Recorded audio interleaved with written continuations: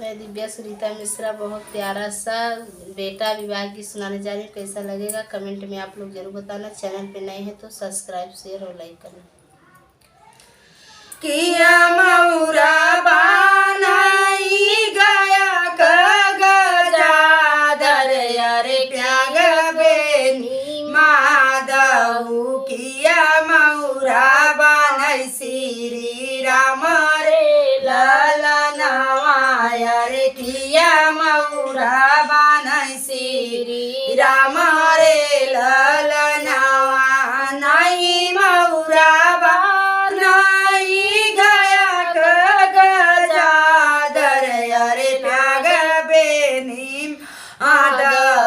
नाही मौरा बानई श्री राम रे ललनवा रे नाही मौरा बानई श्री राम रे ललनवा से ही मौरा बानई दुलाए कवने राम मौरा बानी चले ससुरार रे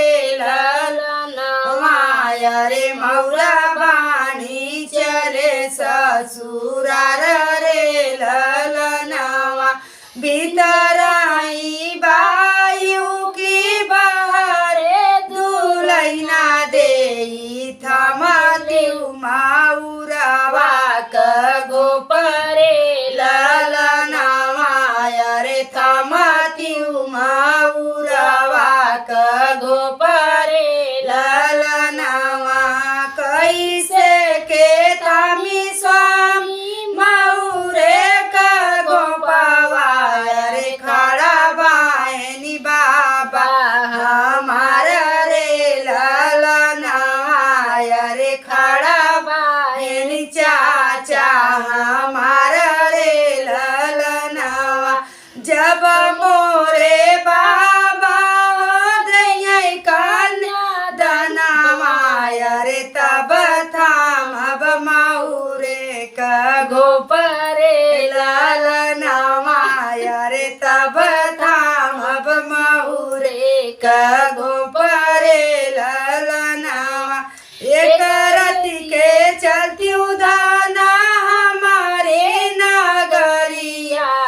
रे तब देखी लाज तोहार रे ललनवा रे तब देखी लाज तोहार रे ललनवा। कैसा लगेगा कमेंट में आप लोग जरूर बताना।